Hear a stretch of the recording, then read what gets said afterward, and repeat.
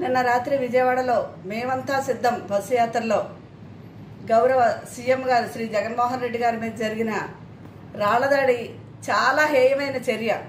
ఈ విషయంలో మహిళలందరూ కూడా ముక్త కంఠంతో ఖండిస్తున్నారు. రాష్ట్ర ప్రజలందరూ కూడా ముక్త కంఠంతో ఖండిస్తున్నారు. ఇది చాలా బాధాకరమైన విషయం.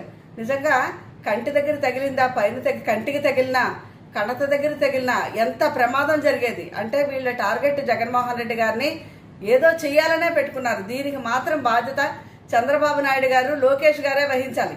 ఎందుకంటే వీళ్ళ వ్యాఖ్యలు కూడా అలాగే ఉన్నాయి. మొన్న 2 రోజుల క్రితం చంద్రబాబు నాయుడు గారు మాట్లాడుతూ ఒకటే చెప్పారు, నేను పవన్ కలవడం వల్ల అగ్నికి వాయువు తోడైనట్లుంది అని చెప్పారు. అంటే అగ్నికి వాయువు తోడైతే ఏమవుతుంది?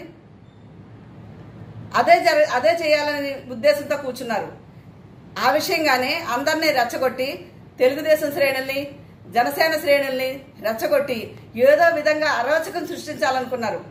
ఎంతో బ్రహ్మాండంగా విజయవాడలో మునుపెన్నడూ చూడని ఏ నాయకుడికి జరగనంత సత్కారం కానీ, గౌరవం కానీ, ప్రజారంజకంగా ఎంత నభూతో నభవిష్యత్తులాగా నిన్న జరిగిన ఆ బస్సు యాత్రను చూసి కళ్ళు కుట్టి ఏదో చేయాలనుకుని చేసిన ప్రయత్నం, జగన్మోహన్ రెడ్డి గారికి హాని కలిగించాలని ఇంటెన్షన్గా చేసిన ప్రయత్నం చంద్రబాబు నాయుడు గారు, ముఖ్యంగా లోకేష్ గారు. లోకేష్ ఒకటే చెప్పాడు, మీ అందరి మీద ఎన్ని కేసులుంటే, ఎన్ని మీరు అరాచకాలు చేస్తే, ఎవరి మీద ఎక్కువ కేసులుంటే వాళ్ళందరికీ కూడా నేను చాలా పెద్ద పెద్ద పదవులు ఇస్తానని చెప్పాడు. అంటే నిన్న బస్సు యాత్ర చూసి కళ్ళు కుట్టి ఎవరినో రెచ్చగొట్టి చెప్పుంటాడు, మన గవర్నమెంట్ వస్తే నీకు చాలా పెద్ద పదవి ఇస్తాను, ముఖ్యమంత్రినే టార్గెట్ చేస్తే నీకు ఇంకా ఒక ఎమ్మెల్సీ ఇచ్చి మంత్రినే చేస్తానని ఏమన్నా చెప్పుంటాడు.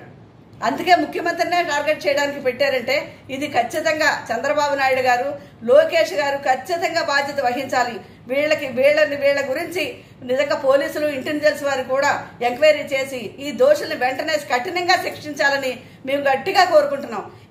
ఇలాంటి జిమ్మికులు ఎన్ని చేసినా మళ్ళీ జగన్మోహన్ రెడ్డి గారే వస్తారు. ఈ 24 అఖండ మెజారిటీతో ఆయన నెగ్గి మళ్ళీ సీఎంగా అవుతారు.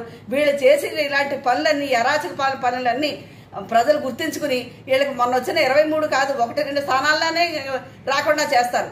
మొన్న వాలంటరీ విషయంలో ఏం చేశారు? వాలంటరీ పెన్షన్లు ఇవ్వకూడదని ఇంటింటికి ఆపారు. ఆ వృద్ధులు, వికలాంగులు వీళ్ళందరూ కూడా చంద్రబాబు నాయుడు గారి మీద ఒకటే కక్ష పెట్టి కూర్చున్నారు. ఎందుకంటే మమ్మల్ని ఇంత ఇబ్బంది పెట్టాడు కదా, ఓటు ద్వారా మేము ఏం చేస్తామో చూడండి, నిరూపిస్తాం, చంద్రబాబు నాయుడిని పతాకాలను తొక్కుతామని ప్రతి ఒక్కళ్ళ మాట మాట్లాడారు. వాళ్ళందరూ ఆగ్రహంగా ఉన్నారని తెలిసి వాలంటీర్లకి నేను 10,000 పెంచుతానని చెప్పాడు. అంటే ఒక మాట అనేయడం, దాన్ని దిద్దుకోవడానికి 100 మాటలు చెప్పడం చంద్రబాబు నాయుడికి బాగా అలవాటు.